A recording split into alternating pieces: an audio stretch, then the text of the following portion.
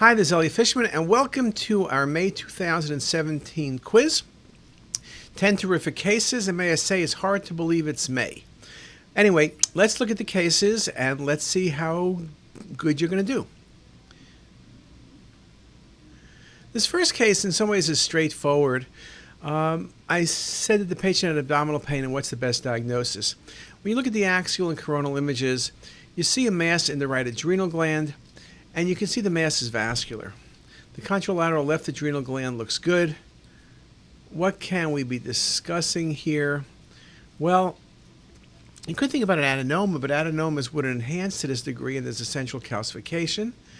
You could be thinking about hemorrhage, but it doesn't have the look of adrenal hemorrhage. It's more homogeneous, or sometimes it's less homogeneous, but not the peripheral with a central calcification. And paraganglioma is simply a pheochromocytoma extra-adrenal, and this is an adrenal mass. When you look at it, it comes off the adrenal, it's vascular, and this was a pheochromocytoma. Now, you're going to say the patient didn't have a history of hypertension, but the patient was hypertensive. We found out later. And remember, we've been making the point that we do see more pheochromocytomas at Hopkins in patients where it's an incidental finding than in cases where we're a referred patient. This is an interesting case. This patient had severe back pain and had a celiac plexus block, and now came back with back pain. And you could see there's inflammation by the pancreas, there's air in the retroperitoneum. What is the main finding? Well, it's not a perforated duodenum, though I have to admit I couldn't exclude a perforated duodenum with air and inflammation. It's not exactly peritonitis, so there is inflammation.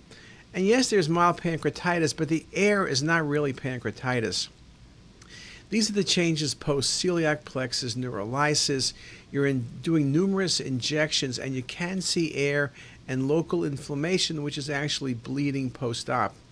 It's kind of a borderline thing in the sense, is this a bit much for the procedure? Usually we don't scan the patient, so it's hard to tell, but this was the post-procedure, and the patient was fine by the next day.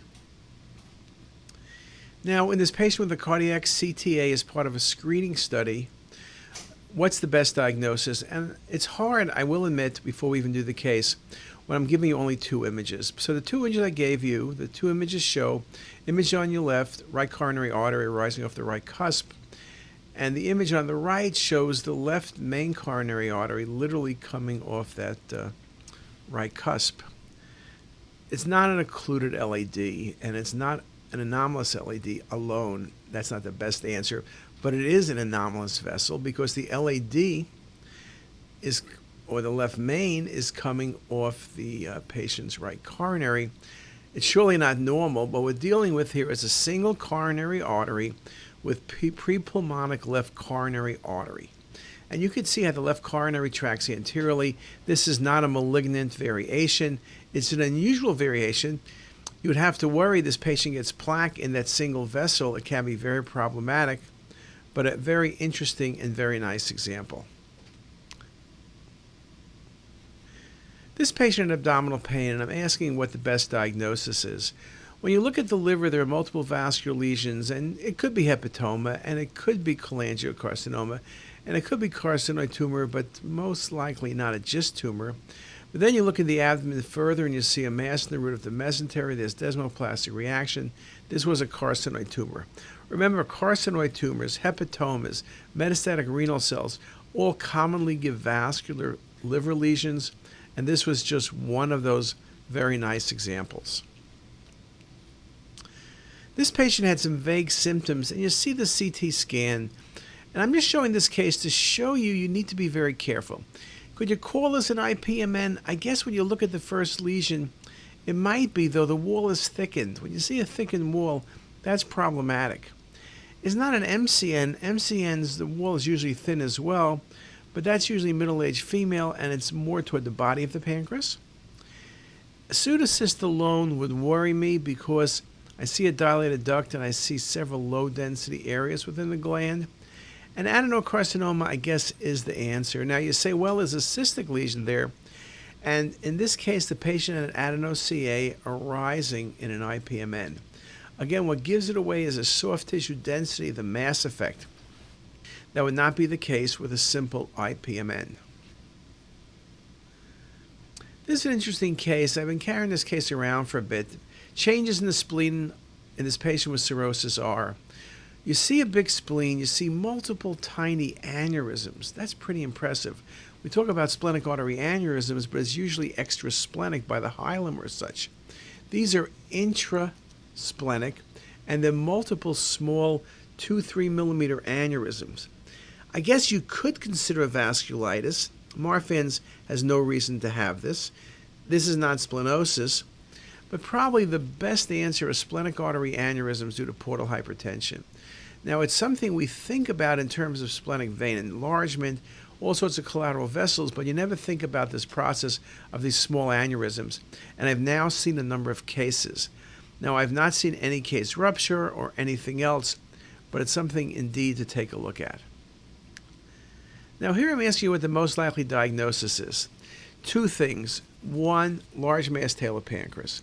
Two, lesion right lobe of liver, which becomes a bit more isodense. Now, the pancreatic mass has some minimal vascularity. It's not hypodense as much as we typically see with adenocarcinoma.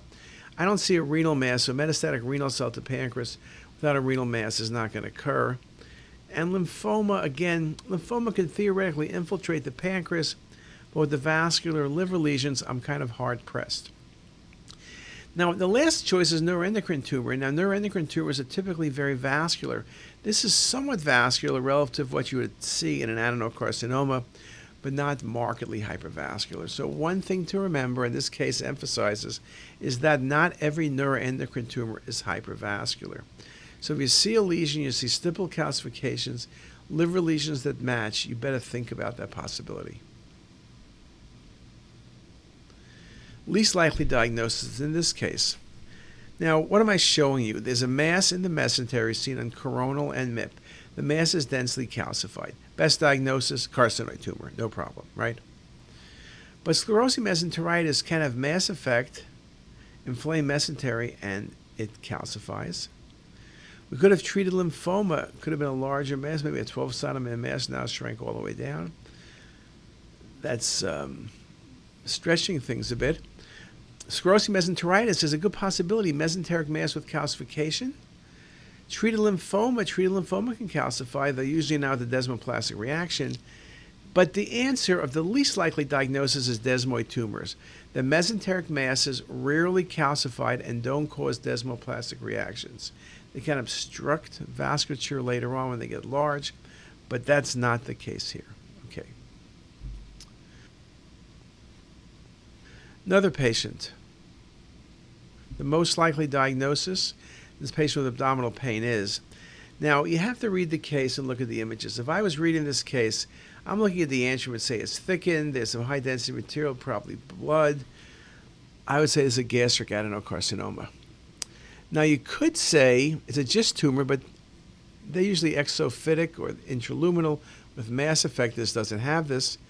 And to say there's a benign gastric ulcer, it might be, but how do you know for sure? There's diffuse thickening of the antrum, there's some blood within the stomach, it's thickened. I would worry about a carcinoma. But the best answer is it's a gastric ulcer, because whether it's benign or malignant, there is a gastric ulcer present. Eventually, this patient did have endoscopy with biopsy, and as much as I thought this was a carcinoma, this was actually a benign gastric ulcer. There was no H. pylori present, and it makes the point that sometimes you can't be certain. Sometimes it's obvious it's a tumor with an ulcer. Sometimes you see an ulcer, and to say the ulcer is benign is a tough call. And here the wall's thickened. I would have thought for sure it's a carcinoma, but they're positive it's not. This case is kind of a very straightforward case. Patient fell on the shoulder. You see a posterior dislocation. Not very tricky.